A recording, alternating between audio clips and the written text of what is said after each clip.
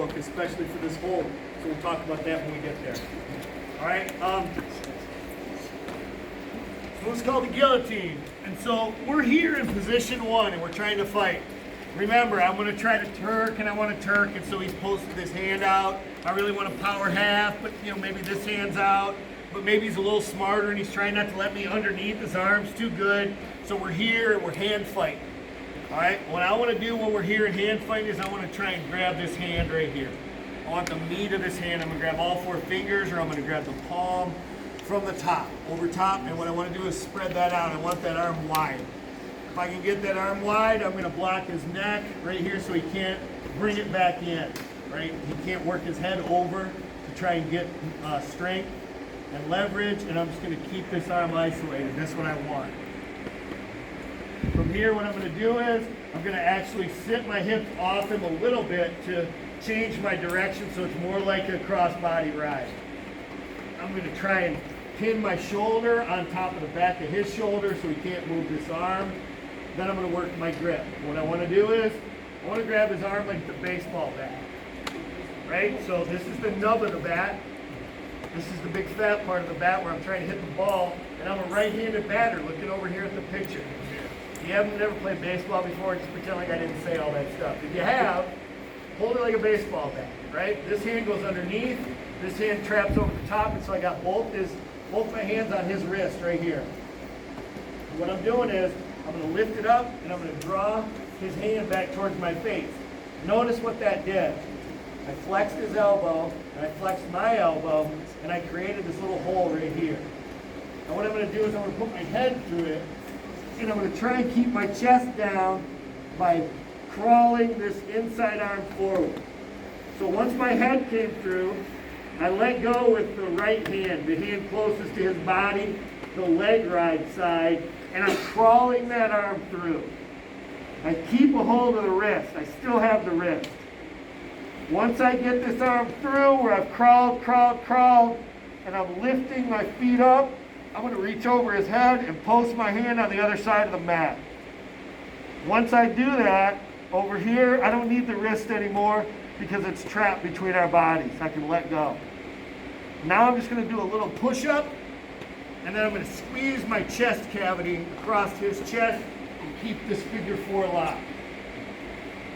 His hips are loaded up on top of my hips. I have his arm trapped behind my back, and I'm going to grab his head. Now what I'm going to do is I'm going to grab his head like here eventually. Now what are you saying to yourself right now? What does it look like? It's an illegal headlock, right? Because I don't have an arm encircled in my grip. I just have his head. And what the rule book says for an illegal headlock is an opponent may not grab, basically create a headlock with the opponent's head circled in the grip without an arm inside the lock. And then it says like parenthesis, unless it's a guillotine, which is a legal hold, once near fall criteria has been established, end parenthesis. So what that means is once he's on his back and the referee is counting near fall, that's near fall criteria I've earned, and I'm allowed to lock my hands now. Because this is a legal hold, even though it looks like an illegal headlock. It's a special caveat to the rule in the wrestling rule book.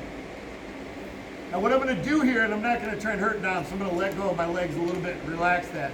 But I'm going to try and pull his face towards my face. And I'm going to grab the top half of his head. I don't want his neck, I don't want to choke him, and I don't want the referee to perceive that I'm choking him. I'm going to grab the top of his head. Because if I make a 7 out of his head and his neck, super painful. At the same time, if I'm arching my hips forward and I'm dragging my feet back, that's turning his lower body this way. But when I grab his head and pull that towards my face, that's pulling his upper body this way. So imagine Dom is like that, your sponge in your kitchen or your wash rag. You wash the dishes, it's full of water, what do? You grab one end and you twist it. What happens? All the water comes out, right? So I'm going to squeeze all the water out of Dom's soul right here with this hole. The more I pull here and the more I arch my back here, the more I'm twisting him like that wash rag in your mom's kitchen or your dad's kitchen. All right? So there's a couple important things. When we start messing around with all this hand grip and all that stuff, 42% of you are going to forget about your leg. It's going to turn to spaghetti, cooked spaghetti, and it's going to fall out. And that's okay for today. But when we're actually going to try to do this for real, my leg has to stay locked in and tight the whole time, or else it's not going to work. Okay? That's one. The other thing is, I've got to make sure when I reach my hand and my head through that I extend as far forward as I can, because when I reach over his head, it can't be an extension where it's difficult for me to reach over his head, or else he's going to be able to attack back into me. It has to be where it's very easy for me to just put my hand on the other side of his head.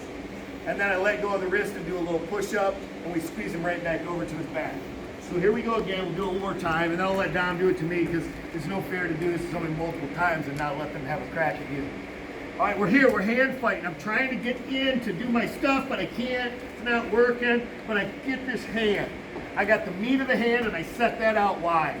All I'm going to do now is block, so he can't bring it back towards his face. That means he doesn't have the leverage to get his hand away.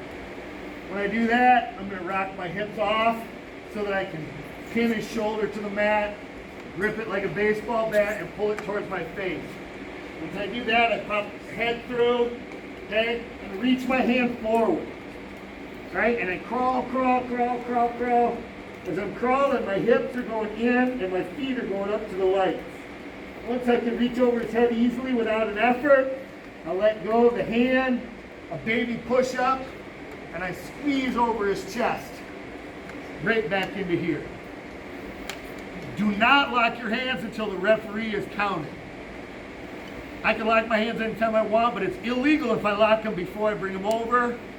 Technically, it's supposed to be legal once he starts counting, but the dude's not going anywhere, so don't give the referee any excuse to blow the whistle and save this guy's life. All right? Let him count. 3, 4, 5. Once he gets to 5, then you lock your hands. You're going to pull the head and arch your back this way, and you're going to arch your hips forward and drag your feet backwards, like you're making yourself like a bow. Not the arrow, the bow. Right? So I'm going to arch my back this way like I'm bending a bow, like I'm shooting an arrow this way. All right? Let's let Dom